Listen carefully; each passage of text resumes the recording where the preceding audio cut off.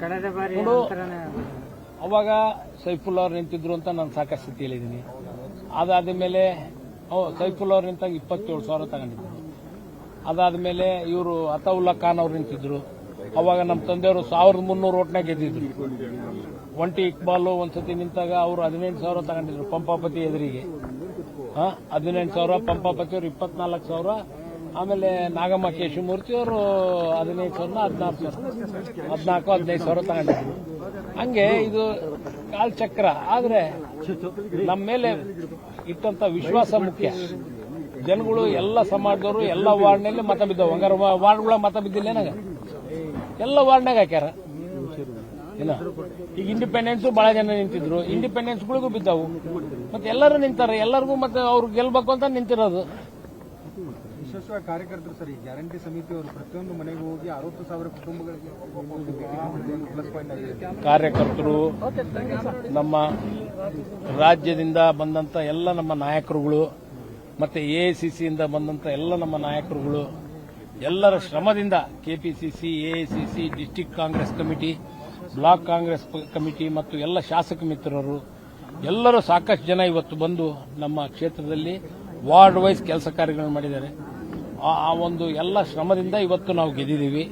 ಅವರ ಒಂದು ಶ್ರಮ ಇವತ್ತು ಬಹಳ ಮುಖ್ಯ. ಅವರು ಪ್ರತಿಯೊಂದು ವಾರ್ಡ್ಗಳಲ್ಲಿ ಪ್ರತಿಯೊಂದು ಮತಗಳಿಗೆ ಮತ ಭೇಟಿಯನ್ನು ಮಾಡಿ ನಮಗೂ ಹೇಳಿ ಅವ್ರನ್ನೂ ಕಾಣ್ರಿ ಇವ್ರನ್ನೂ ಕಾಣ್ರಿ ಅಂತ ಹೇಳಿ ಕಳಿಸ್ಕೊಡ್ತಿದ್ರು. ಆ ನಿಟ್ಟಿನಲ್ಲಿ ಅವರ ಒಂದು ಸಹಕಾರ ಬಹಳ ಮುಖ್ಯ ಆಗಿತ್ತು. ಅದನ್ನು ಮಾಡಿದರೆ ಅವ್ರಿಗೂ ನಾನು ತುಂಬ ಹೃದಯದಿಂದ ಅಭಿನಂದನೆಗಳನ್ನು ಸಲ್ಲಿಸ್ತೇನೆ.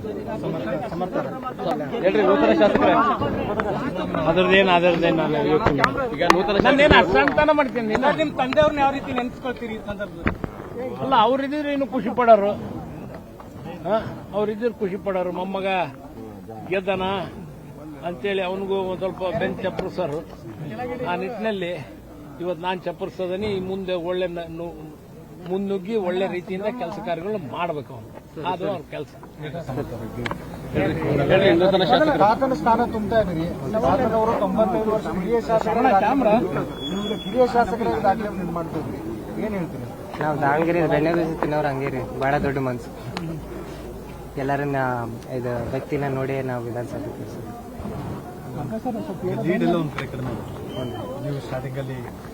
ಇಲ್ರಿ. ಈಗ ನಂದೇನು ಗೊತ್ತಾ, ನಾನು ಬಸ್ಸಿಗೆ ನಿರ್ಬೋದು ರಾಜಕೀಯ. ಆದ್ರೆ ಇದೆಲ್ಲ ಲೀಡ್ ಎಲ್ಲ ಕೊನೆ ತಕ್ಷಣ ತನಕ ಇರ್ತದೆ. ಒಬ್ರು ಗೆದ್ದ ಮೇಲೆ ಎಲ್ಲ ಮತಗಳು ನನ್ನ, ನೋಟಾನು ನನ್ನದೇ, ಎಲ್ಲ ಸೇರಿ ನಾನು ಮಾಡಬೇಕು ಅಷ್ಟೇ. ಸಾಕಷ್ಟು ಜವಾಬ್ದಾರಿಗಳು. ನಿಜ. ಈಗ ನಮ್ಮ ಅಪ್ಪನೂ ರೂಮ್ನಲ್ಲಿ ಅದೇ ಹೇಳ್ತಿದ್ರು. ಈ 19-20ನೇ ರೌಂಡ್ ಬಂದಾಗ ಇದು ಗೆಲುವು ಸೋಲು ಬಗ್ಗೆ ಅಲ್ಲ, ಇದು ಜವಾಬ್ದಾರಿ ಬಗ್ಗೆ. ಈ ಜವಾಬ್ದಾರಿ ಬಂದಿದೆ. ದಕ್ಷಿಣ ವಿಧಾನಸಭಾ ಕ್ಷೇತ್ರ ಅಭಿವೃದ್ಧಿ ಸಾಕಷ್ಟು ಜನರಿಗೆ ಮಾತು ಕೊಟ್ಟಿದ್ದೀವಿ. ಮನೆ ಮನೆಗಳಿಗೆಲ್ಲ ಅಭಿವೃದ್ಧಿ ಆಗಿದೆ. ನೀವು ಮೀಡಿಯಾದವರು ಅರ್ಧ ಮಾಡಿದ್ರಿ. ಆದ್ರೆ ಅಭಿವೃದ್ಧಿ ಎಲ್ಲಿ ಆಗಿಲ್ಲ ಅಂತ ಹೇಳ್ರಪ್ಪ, ನಾನು ಮಾಡಿಸ್ಕೊಡ್ತೇನೆ. ಎಲ್ಲ ಕಡೆಗೆ ಆಗ್ಯಾವೋ. ಇನ್ನೂ ಹೆಚ್ಚು ಅಭಿವೃದ್ಧಿ ಇಲ್ಲ ಅಂತಲ್ಲ, ಅಭಿವೃದ್ಧಿ ಇನ್ನೂ ಮಾಡಬೇಕು. ಒಪ್ತಾನೆ, ಕ್ಲೀನ್ಲಿನೆಸ್ ಆಗಬೇಕು. ಇನ್ನು ಹೆಚ್ಚು ಕೆಲಸ ಕಾರ್ಯಗಳು ಆಗಬೇಕಾಗಿದೆ. ಅವನ ನಿಟ್ಟಿನಲ್ಲಿ ನಾವು ಇನ್ನೂ ಮುನ್ನುಗ್ಗಿ ದಾವಣಗೆರೆ ಉತ್ತರ ಆಗಿರ್ಬೋದು, ದಕ್ಷಿಣ ಆಗಿರ್ಬೋದು, ದಾವಣಗೆರೆ ಲೋಕಸಭಾ ಕ್ಷೇತ್ರದಲ್ಲಿ ಹೆಚ್ಚು ಅಭಿವೃದ್ಧಿ ಕಾರ್ಯವನ್ನು ಮಾಡಿ ಒಂದು ಏನು ರಾಜ್ಯದಲ್ಲೆಲ್ಲ ರಾಷ್ಟ್ರದಲ್ಲೇ ಒಳ್ಳೆ ಕ್ಷೇತ್ರ ಅನ್ನೋ ರೀತಿಯಲ್ಲಿ ನಾವು ಅಭಿವೃದ್ಧಿ ಪದದ ಹತ್ರ ಹೋಯ್ತೀವಿ.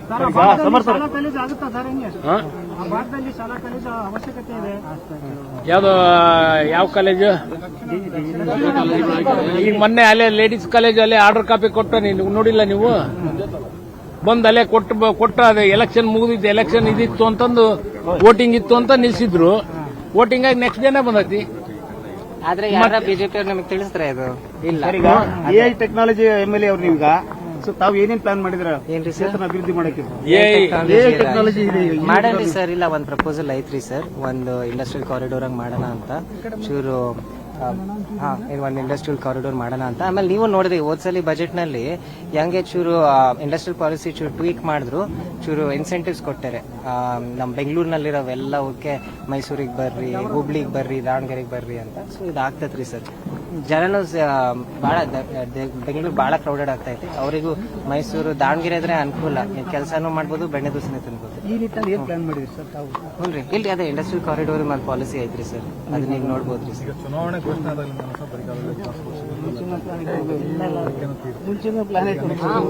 ಅದಾಗೆ ಆಗ್ತದೆ. ಭಗವಂತ ಪ್ರಾರ್ಥನೆ ಮಾಡಿದ್ಮೇಲೆ ಏನಾರ ಫಲ ಕೊಟ್ಟಿದ್ದು. ಕ್ಷಣ ಕ್ಷಣದ ಸುದ್ದಿಗಳಿಗಾಗಿ ಫ್ರೀಡಂ ಟಿವಿ ಸಬ್ಸ್ಕ್ರೈಬ್ ಮಾಡಿ, ಲೈಕ್ ಮಾಡಿ ಹಾಗೂ ಫಾಲೋ ಮಾಡಿ. ಹೊಸ ಸುದ್ದಿಗಳ ನೋಟಿಫಿಕೇಶನ್ಗಾಗಿ ಬೆಲ್ ಐಕಾನ್ ಮೇಲೆ ಕ್ಲಿಕ್ ಮಾಡಿ.